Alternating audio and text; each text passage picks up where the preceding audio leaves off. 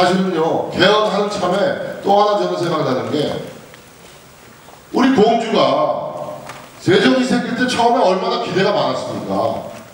행정 수도의 배후 도시가 되면은 지금의 서울 주변의 성남이나 경기도 일원의 위성도시들이 같이 발전하듯이 중앙이 발전하면 바로 인접 배후 도시도 발전하게 돼 있단 말이에요. 그 배후 효과를 노렸던 거 아니겠습니까? 그런데 오히려 인구가 세종시로 빠져나가고 줄어들고 있어요. 그 이유가 뭐냐? 나는 세종시의 원안이 완성되지 않았기 때문이라고 보는 겁니다. 세종시는 애당초 어떻게 설계된 도시입니까? 정치 행정 중심 도시가 돼야 되는 거예요. 문자 그대로 행정 중심 수도가 돼야 되는 거예요. 근데 그 완성을 못한 거 아닙니까? 그래서 저는 이번 기회에 개헌이 이루어진다면 대통령제를 손보는 권력구조 개헌뿐만이 아니라 이러한 세종시를 명실상부하게 대한민국의 정치행정 수도로 완성할 수 있는 근거를 새로운 헌법에 담자 이겁니다.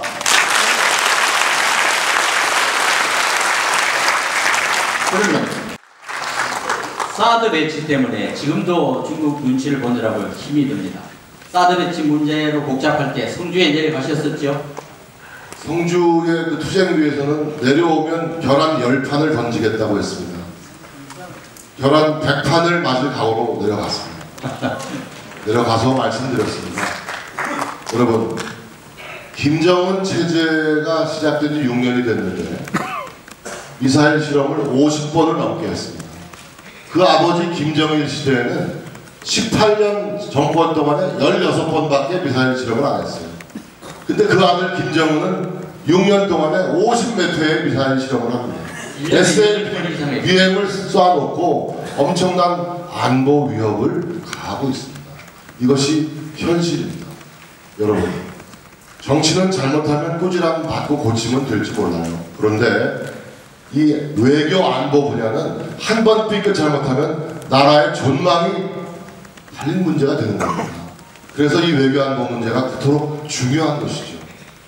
저는 이 사드 문제는 우리 국민들이 돈을 대가지고 들여오는 게 아닙니다. 1조 5천억이 됩니다. 한 세트에. 1조 5천억은 다 미군이 지불하는 거예요. 왜? 북한이 미사일을 쐈을 때 미군 부대를 미군이 우리나라를 사실상 지켜주고 있는 겁니다. 우리 국군들도 하지만 전략적인 무기는 다 미국이 갖고 있지 않습니까?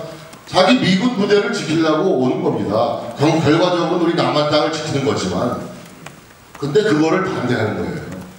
반대하는 이유가 성주 주민들은 무슨 전자파가 나와서 무슨 인체에 해롭다는데 제가 증명하겠다 그랬습니다. 제가 사드 앞에 들어 눕겠다 그랬어요. 만일에 전자파의 인체 위해가 있으면 어떻게 국회의원들이 와가지고 사드를 배치하라고 국민들한테 얘기를 하겠느냐. 절대 사실이 아니고 이것은 유언비어다. 만일에 과학적으로 검증해서 좋지라도 그런 증거가 나오면 나부터 사드 배치를 막겠다. 이렇게 얘기를 했더니 그 사람들도 나름대로 수긍을 해주었고 지금 결과적으로 성주로 결정이 돼가지고 지금 사드 배치 문제는 계속 진행형으로 좀 가고 있습니다. 드디어 해냈다 그러시는데 제2금강교는 지방도로인데 어떻게 국비를 따오셨습니까? 네, 저 4월 13일 총선 이후에 오늘에 이르기까지 제가 가장 가슴 벅찬 일이라고 스스로 생각하던 일입니다. 여러분, 제가 지난번 선거에서도 제1공약으로 그토록 하고 싶었던 제2금강교 건설, 이거 꼭 제가 완성하겠다고 공약했었죠? 공약이었습니다. 그래서 이 부분에 대해서 사실 많은 관심을 기울이고 나갔는데, 아시다시피 금강교는 지방도입니다. 지방도이기 때문에 국비를 지원할 수 있는 법률적 근거가 없어요. 그래서 많은 어려움이 있어서 다른 어떤 정치적인 논리나 또 지방균형 발전 논리를 대어서 예산 당국을 설득하는 일을 벌여야 되는데 그 예산 당국을 설득하는 일이 사실 쉽지 않은 것이죠. 제 전임 국회의원들은 하기 싫어서 안 했겠습니까? 안 되니까 어려우니까 안 되는 거거든요.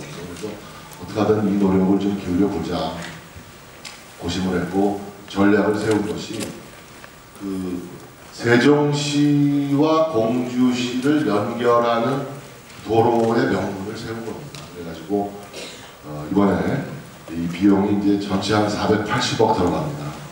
480억.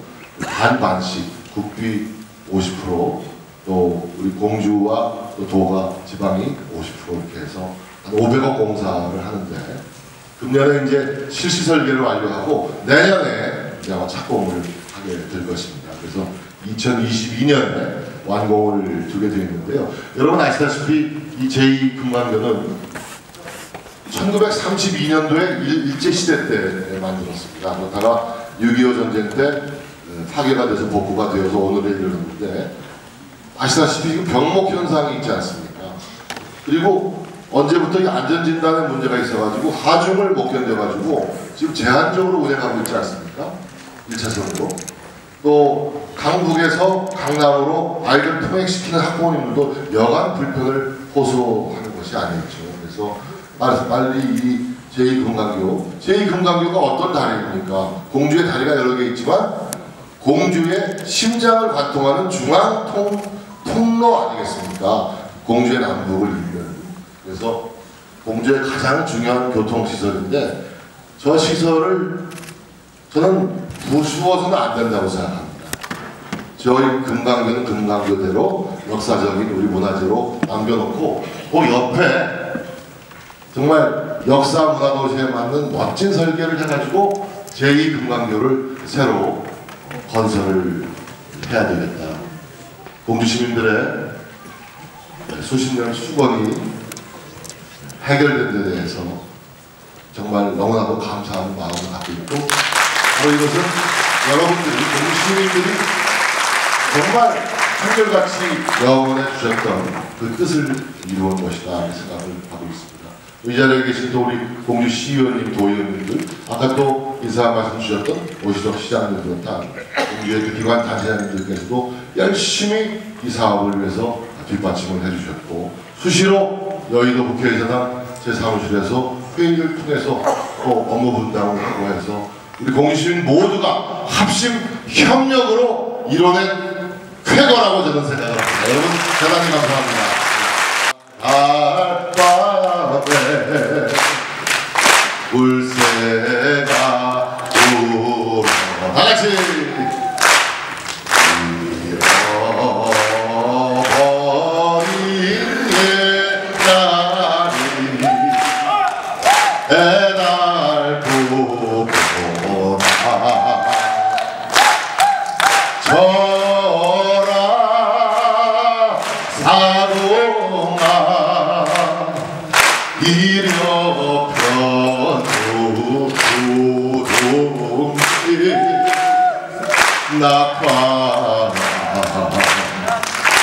그늘에서 우러나 오자. 감사합니다.